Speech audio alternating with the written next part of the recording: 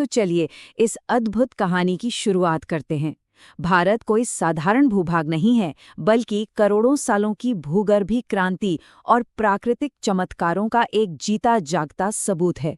आज इस विश्लेषण में हम लगभग 20 करोड़ साल पीछे जाएंगे, एक ऐसे रोमांचक सफर पर जहां भारतीय भूभाग ने एक विशालकाय टुकड़े के रूप में अपनी एक लंबी अकेली समुद्री यात्रा तय की थी। ये सिर्फ जमीन का टुकड़ा नहीं, बल्कि धरती के सबसे बड़े संघर्ष की कहानी है। सोचिए जरा, 9,000 किलोमीटर, ये कोई छोटा मोटा आंकड़ा नहीं है। ये वो हैरानगेज दूरी है जो भारतीय लैंडमास ने अपने वर्तमान स्थान तक पहुंचने के लिए समुद्र के बीचों बीच अकेले तैरते हुए तय की थी। जमीन का एक इतना विशाल टुकड़ा 9,000 किलोमीटर तक लगातार बहता रहा। ये सफर अपने आप में हमारी धरती के सबसे शानदार और अनोखे इतिहास की गवाही देता है। तो आखिर ये सफर शुरू कहाँ से हुआ? चलिए चलते हैं विशालकाय महाद्वीप युग में, जब दुनिया बिल्कुल अलग दिखती थी। इस यात्रा को समझने के लिए हमें समय के पहिए को करीब 55 करोड़ साल पीछे घुमाना होगा। उस वक्त दुनिया ऐसी बिल्कुल नहीं थी जैसी आज हम मैप पर देखते हैं। 7 महाद्वीप नहीं थे, बल्कि सिर्फ 2 विशालकाय महाद्वीप थे, लुरेशिया और गोंडवाना। और लगभग 18 करोड़ साल तक गोंडवाना एक बेहद स्थिर विशाल भूभाग बना रहा। जरा कल्पना कीजिए, एक ही जमीन पर जानवर, घने जंगल सब एक साथ फलते फूलते थे। भारत, ऑस्ट्रेलिया, अफ्रीका, अंटार्कटिका और साउथ अमेरिका, ये सब इसी एक महान विशालकाय जमीन का हिस्सा थे। अब एक बेहद दिलचस्प सवाल उठता है, इस विशालकाय भूभाग को आखिर गोंडवाना नाम मिला कहाँ से?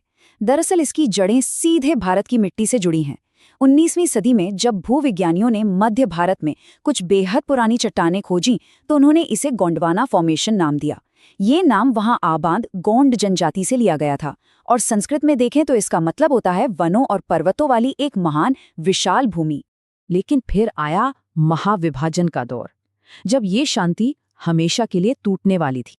करीब 18 करोड़ साल पहले अचानक एक भयानक तूफान आया, पर समुद्र में नहीं, धरती की गहराइयों में। आखिर इतना बड़ा भूभाग टूटा कैसे?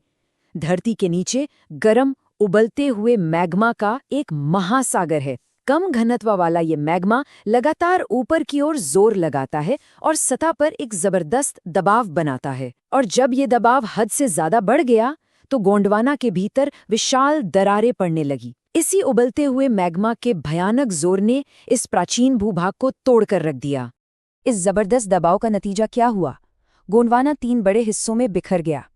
एक हिस्सा साउथ अमेरिका बना, दूसरा बड़ा भाग अफ्रीका बन गया, और तीसरे हिस्से में भारत, मेडागास्कर, अंटार्कटिका और ऑस्ट्रेलिया एक साथ जुड़े हुए थे। ये पूरा ब्लॉक अब एक साझे भूखंड की तरह उत्तर दिशा में अपनी एक नई यात्रा पर निकल पड़ा था। नए समुद्र बनने लगे और धरती की शक्ल पूरी तरह बदलनी शुरू हो गई थी। इस कहानी का अगला मोड़ काफी गर्म और ज्वालामुखियों से भरा हुआ है, जहां जन्म होता है हमारे पश्चिमी घाटों का। करीब 15 करोड़ साल पहले की बात है। मस्करीन प्लेटो के पास धरती फटी और आग उगलता लावा सतह पर आ गया। इस विस्फोट ने एक झटके में मेडागास्कर को भारत से अलग कर दिया। और ये सिलसिला यहीं नहीं रुका। लगभग 8 करोड़ साल पहले धरती के भीतर की उन्हीं शक्तिशाली टेक्टोनिक ताकतों ने एक और बदलाव किया, और इस बार भारत और ऑस्ट्रेलिया की प्लेटें भी एक दूसरे से अलग होने लगी। लेकिन जानते हैं, इस अलगाव का सबसे सुनहरा नतीजा क्या निकला? जब मेडागास्कर अलग हुआ, तो उस ज्वालामुखी लावे ने भारत को एक अनमोल विरासत दी, हमारे पश्चिमी घाट। लावा जमने से ये हरे भरे सतह दर सतह वाले पहाड़ बने। जब अरब सागर से नम हवाएं आती हैं, तो ये पश्चिमी घाट एक विशाल दीवार की तरह रास्ता रोक लेते हैं। हवाएं इन पहाड़ों से टकराती हैं, ऊपर उठती हैं, ठंडी होती हैं और मूसलाधार बारिश करती हैं। तो अगली बार जब ध्यान आए कि गोवा, केरला या कर्नाटका में इतनी शानदार बारिश और हरियाली क्यों है, तो याद रखिएगा, ये 15 करोड़ साल पहले जम चुके उसी लावे का असर है।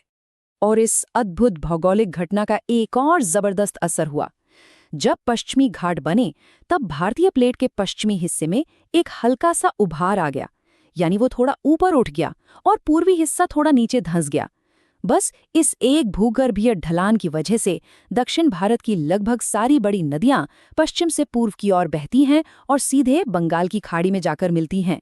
धरती के उस एक झुकाव ने हमेशा के लिए इन नदियों का रास्ता तय कर दिया। अब जरा एक दिलचस्प तुलना देखते हैं। भारत के ईस्टर्न घाट्स और ऑस्ट्रेलिया की वेस्टर्न बेल्ट को अगर साथ रखकर देखें तो सच में हैरानी होती है, क्योंकि जब भारत और ऑस्ट्रेलिया एक ही प्लेट पर सफर कर रहे थे तभी इन पूर्वी पहाड़ियों का निर्माण हुआ था। आज भले ही भारत और ऑस्ट्रेलिया एक दूसरे से हजारों किलोमीटर दूर हैं, लेकिन इन दोनों जगहों की चट्टानों की उम्र, उनकी बनावट और चुंबकीय गुण बिल्कुल एक जैसे हैं। भूगर्भ शास्त्र के हिसाब से ये पहाड़ियां और चट्टानें बिल्कुल सगे भाइयों की तरह हैं। ऑस्ट्रेलिया से अलग होने के बाद शुरू होता है भारत का अकेले और प्राचीन थेथिस महासागर के बीचों बीच तय किया गया रोमांचक सफर। टेथिस महासागर में तैरते हुए इस अकेले सफर में कई बड़े पड़ाव आए। 7 करोड़ साल पहले भारत और ऑस्ट्रेलिया पूरी तरह एक दूसरे से अलग हो चुके थे।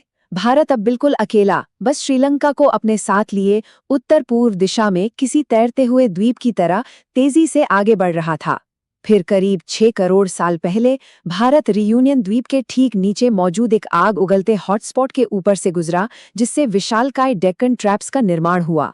और लगभग उसी दौरान, यानी करीब 6.6 करोड़ साल पहले, वो भयानक घटना भी हुई जिसने इस धरती से डायनासोरों का नामोनिशान मिटा दिया। तो आखिर विनाश के उस दौर में सच्चाई में हुआ क्या था? उस समय भारत के अपने डायनासोर्स थे।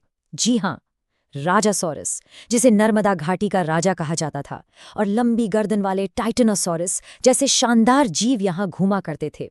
लेकिन फिर 2 चीजें एक साथ हुईं।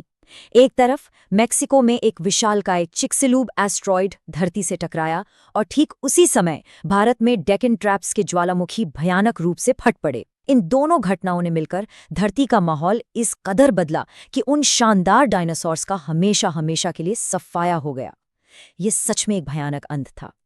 25 अब 25 सेंटीमीटर सुनने में शायद काफी मामूली लग रहा होगा, पर अगर हम भूगर्भीय पैमाने में बात करें तो ये एक तूफान की रफ्तार है। जैसे जैसे भारत अपनी मंजिल की तरफ बढ़ा, उसकी रफ्तार 15 से 25 सेंटीमीटर हर साल तक पहुंच गई। टेक्टोनिक प्लेट्स की दुनिया में इस रफ्तार को लगभग असंभव और बेहद तेज माना जाता है। और सच मानिए, इसी जबरदस्त रफ्तार ने आगे होने वाले उस महान टकराव की बुनियाद रखी थी। और आखिरकार हम पहुंच गए हैं इस सफर की सबसे ग्रैंड फिनाले पर, एक ऐसी टक्कर जिसने पूरी दुनिया का नक्शा ही बदल दिया। 9000 किलोमीटर का लंबा समुद्री सफर तय करने के बाद करीब 5 करोड़ साल पहले भारतीय प्लेट पूरी ताकत के साथ यूरेशियन प्लेट से जा टकराई। सोचिए, 2 विशाल जमीन के टुकड़े इतनी रफ्तार में एक दूसरे से भिड़ गए। इस जबरदस्त टक्कर का अंजाम ये हुआ कि धरती की सतह टूट टूट कर ऊपर की ओर उठने लगी, और इसी से जन्म हुआ विशालकाय हिमालय पर्वत श्रृंखला का, जो लगभग 2400 किलोमीटर तक फैली हुई है। और सबसे कमाल की बात तो ये है कि ये टकराव आज भी रुका नहीं है। आज भी हिमालय का आकार बदल रहा है, क्योंकि ये दोनों प्लेटें आज भी एक दूसरे को धक्का दे रही हैं। इस महाटकराव का सबसे बड़ा वरदान अगर कोई है तो वो आज हमारी आंखों के सामने है। हिमालय पर गिरने वाली बर्फ से जो विशाल ग्लेशियर बनते हैं, वो पिघलकर उन महानदियों को जन्म देते हैं जो हमारी पूरी सभ्यता का आधार हैं। गंगोत्री से आने वाली पवित्र गंगा, यमुनोत्री से निकलने वाली यमुना, और तिब्बत के पठारों से बहती हुई ब्रह्मपुत्र और सिंधु नदियां, ये सिर्फ पानी नहीं है, ये करोड़ों लोगों की जीवन रेखाएं हैं। सोचिए, 5 करोड़ साल पुरानी एक भयानक टक्कर आज हमारे खेतों को सींच रही है और हमें जीवन दे रही है। ये कहानी अभी खत्म नहीं हुई है।